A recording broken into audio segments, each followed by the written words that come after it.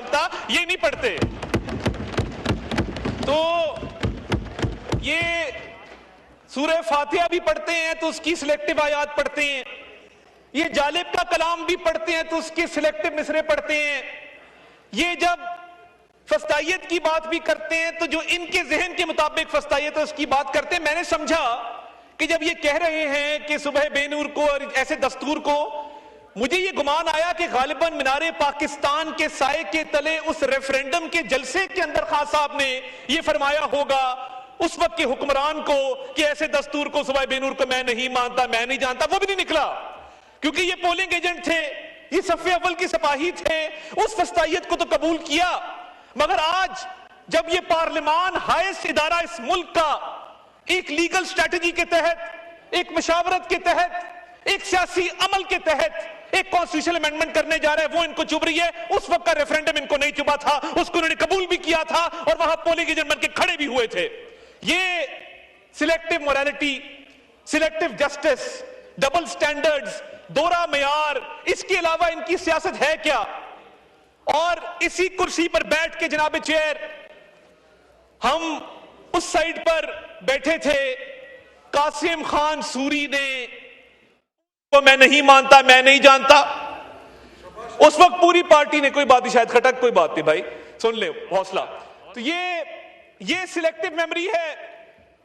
ہم نے ادھر بہت منجے ہوئے سیاسی ورکر بیٹھے ہیں، یہ شاید کھٹک بیٹھا ہے، یہ گراؤنڈ لیول کا سیاسی ورکر ہے. پالیٹکس شروع کی، اسٹوڈنٹ پالیٹکس سے ہم بھی دیکھتے رہے ہیں، ہم نے بھی تبھی آغاز کیا تھا، ان کے ساتھ چلے تھے. ادھر بڑے بڑے پرانے لوگ بیٹھے ہیں، ایسے لوگ بیٹھے ہیں جن کے بزرگوں کے ساتھ ہمارے بزرگوں کا تعلق تھا، ایسے لوگ بیٹھے ہیں کہ جن کے ساتھ ہماری جماعت کا تعلق تھا، ہماری جماعت میں رہے، ہماری جماعت سے منسلک رہے. مگر یہ نفرت کے بیج بونے والا کون شخص تھا جس کو اپنی ذات کی تقلید قومی مفاد سے زیادہ پیاری تھی؟ وہ کون شخص تھا جس نے اس ملک کے اندر نفرت کے بیج بوئے؟ کیا وہ آج معافی مانگے گا کہ مینار پاکستان کے نیچے کھڑے ہو کے پولنگ ایجنٹ بنا؟ کیا وہ آج معافی مانگے گا کہ دستور کو توڑا گیا، اسی ایوان میں بیٹھ کے، اسی کرسی پر بیٹھ کے توڑا گیا؟ ہم نے مانگی ہے، کئی بار مانگ چکے ہیں، آپ بھی مانگ لیں. اور 2000 اس پہ خواجہ آصف صاحب بہت بات کر چکے ہیں. اور یہ معافی کی بات کرتے ہیں تو میں ان کو ان کے گناہوں کی لسٹ پوری پکڑا دیتا ہوں، آج آ کے معافی مانگ لیں، مگر نہیں کریں گے کیونکہ یہ سیاسی لوگ نہیں ہیں. کیا ہی اچھا ہوتا ادھر جو تقاریر کی جا رہی ہیں، مجھے بتا دیجئے، ابھی شریار خان افریدی صاحب نے تقریر کی، کیا کلاز بائی کلاز 27ویں ترمیم کے اوپر انہوں نے کوئی تجاویز دیں؟ کیا انہوں نے کہا کہ اس کلاز میں اس کو بہتر کر لیں، فلاں کلاز کے اندر فلاں چیز لے آئیں؟ جناب والا، ان کی جو سلیکٹو میموری اور جو سوچ ہے وہ کیونکہ 2020 سے پہلے نہیں جاتی، تو میں تھوڑی یاد دہانی کرا دوں کہ انہی کا دور حکومت تھا. ہم یہی انہی بینچز پر بیٹھ کے ان کو سمجھاتے تھے کہ یہ سیاسی مخالفت ہے، اس کو دشمنی میں تبدیل مت کرو. ہم نے، پیپلز پارٹی نے، دیگر جماعتوں نے ایک چارٹر آف ڈیموکریسی کیا اس ملک کے اندر. اس چارٹر آف ڈیموکریسی کا کیا مقصد تھا؟ افہام و تفہیم سے معاملات کو آگے چلانا، ڈیموکریٹک پروسیس کو سٹرینتھن کرنا. انہوں نے جو کام 2017 میں کیا اور جس طریقے سے یہ چور دروازے سے اقتدار میں آئے، آج اس کی بھی معافی ان کو ایوان کے اندر مانگ لینی چاہیے. اور یہ لوگ جنہوں نے اس وقت، آپ فارم 47 کو تو انہوں نے ان کو اپنے منہ سے بات ہی نہیں کرنی چاہیے. میرے پاس ایسے ایسے لوگ یہاں بیٹھے ہیں بینچز کے اوپر کہ جن کو بند کیا گیا، جن کے رزلٹ تو دور کی بات ہے ان کو گھر سے نہیں نکلنے دیا گیا. یہاں پہ وہ لوگ بھی بیٹھے ہیں کہ جن کے پیارے دنیا فانی سے رخصت ہو گئے، ان کے جنازے نہیں اٹھانے دیے گئے. اور میں اس عدالت میں موجود تھا کہ جب شہزاد اکبر کے آرڈر پہ، آج اچھا ان کی پارٹی کے اندر بھی مختلف فیکشنز ہیں. آج کل ایک فیکشن ہے جو لیپ ٹاپ لے کے آتی ہے دور اقتدار کے اندر، بھگتتا زین قریشی ہے، بھگتتے یہ لوگ ہیں جدھر بیٹھے ہیں، وہ وہیں سے کیمرہ آن کرتے ہیں یوٹیوب کا اور وہاں سے پورا بھاشن جھاڑتے ہیں. وہ ہر دور میں آپ کو کیبنٹ میں بیٹھے نظر آئیں گے، فرنٹ سیٹ پہ بیٹھے نظر آئیں گے، حکمرانوں کے قصیدے پڑھتے نظر آئیں گے. مگر اتنا سا مشکل وقت آتا ہے تو سب سے پہلی فلائٹ جو پاکستان میں جاتی ہے اس کی سیٹ 1A کے اوپر وہ براجمان ہوتے ہیں. آج بھی وہ بیٹھ کے اداروں کی تصدیق کرتے ہیں. کس ایجنڈے پہ کرتے ہیں؟ اور یہ ان کی پارٹی کی پالیسی ہے گڈ کاپ بیڈ کاپ کھیلنا. ادھر کچھ لوگ بیٹھ کے سیاسی عمل کی بات کریں گے اور یوٹیوب کے کیمرے والے جو مختلف ممالک کے اندر مقیم ہیں وہ اداروں کے اوپر حملہ کریں گے. آج تک آپ نے سنا محمود خان اچکزئی صاحب کو؟ مجھے بڑا دکھ ہوا کہ 27ویں ترمیم میں انہوں نے کابل کی بات کی. اور دیکھیے یہ ایک نئی روایت چل پڑی ہے کہ بات ایسی کرو جو افغانستان کے اندر ہیڈ لائن بنے, جو انڈیا کے اندر ہیڈ لائن بنے. تو آج اتنا سینئر آدمی, اتنا سیزنڈ آدمی, آپ ان کی تقریر کا لب لباب نکالیں تو سوائے کابل کے اس کے اندر دوسری کوئی بات نہیں تھی. کیا ہی اچھا ہوتا تھوڑی پڑھائی کر لیتے. بیرسر گوہر نے کی ہے, انہوں نے پڑھ کے تقریر کی, مگر میں دعوے سے کہتا ہوں کہ جتنے لوگ یہاں سیاسی تقریر کر رہے ہیں کسی نے پارلیمنٹری سوورنٹی کا سسٹم پڑھا, کسی نے پارلیمنٹری سپریمیسی کا سسٹم پڑھا, کسی نے separation of powers between executive judiciary legislature پڑھا, تو آ کے اس پہ بات کرتے, بتاتے کہ دنیا کے مہذب ممالک کے اندر ایگزیکٹو کا کیا رول ہے, لیجسلیچر کا کیا رول ہے, جوڈیشری کا کیا رول ہے. سیپریشن آف پاور تو ان کے اوپر سے گزر گئی. آج آ کے بات کرتے تو بات کرتے کانسٹیٹیوشنل سپریمیسی کی, بتاتے کہ جی ہم ایک آپ کے لیے ڈاکیومنٹ لے کے آئے ہیں, ہم چاہتے ہیں کہ اس ڈاکیومنٹ کو بھی پڑھا جائے. مگر کیونکہ ویڈیو بنا کر صبح بے نور لکھنا آسان ہے تو یہ آسان رستہ چنا گیا.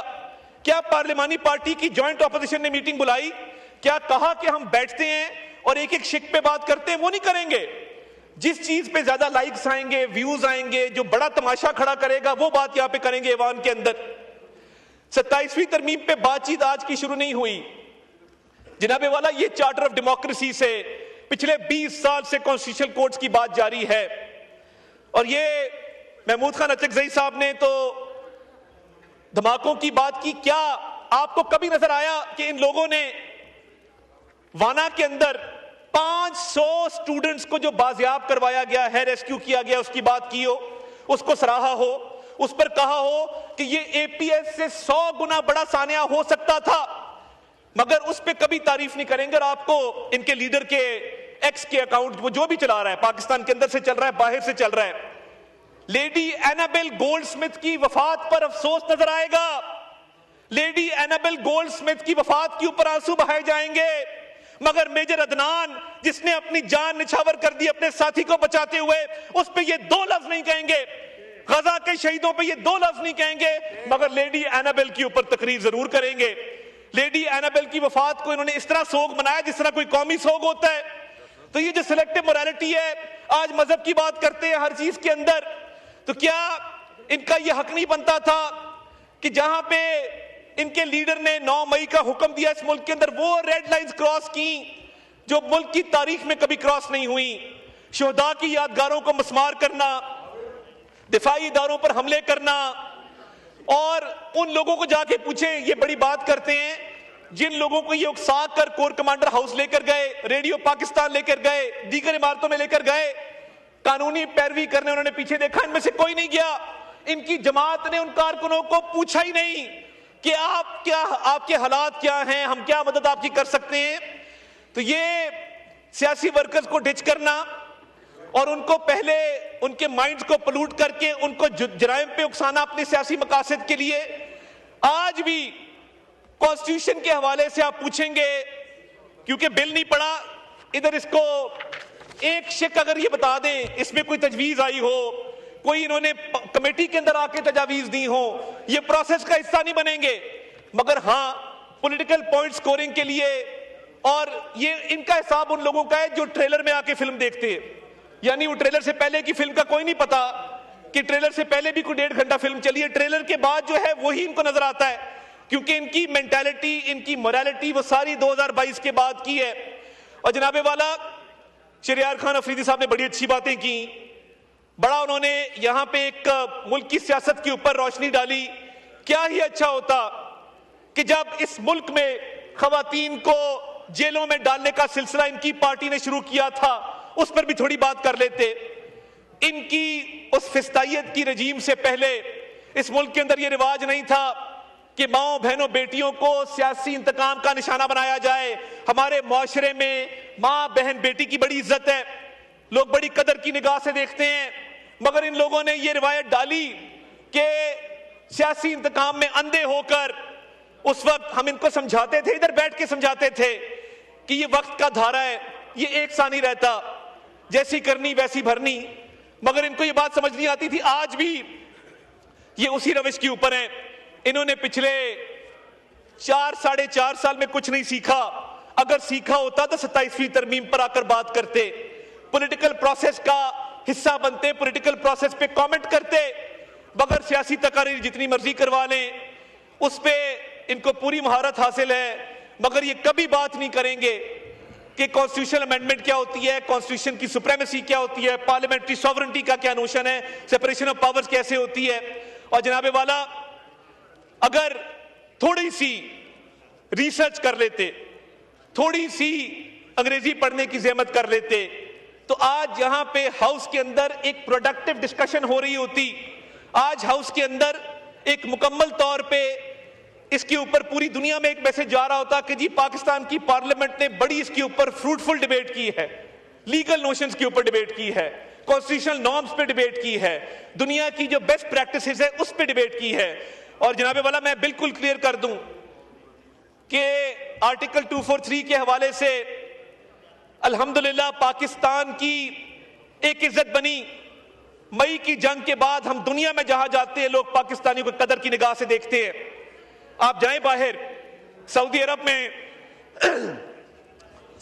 میں جو اسٹریٹجک میوچل ڈیفنس اگریمنٹ ہوا، جو economic cooperation frame work launch ہوا، پاکستان کے جھنڈے 25 کلومیٹر ریاض شہر کے اندر میں نے لگے خود دیکھے۔ یہ کس کی بات کرتے ہیں؟ یہ باہر جائیں تو صحیح، جس ایئرپورٹ پہ پاکستانی جا کے سب پاسپورٹ امیگریشن کاؤنٹر پہ دیکھتا ہے، لوگ اس کو عزت اور قدر کی نگاہ سے دیکھتے ہیں۔ دنیا کے ممالک پاکستان کا نام لے رہے ہیں، پاکستان کی عزت کر رہے ہیں۔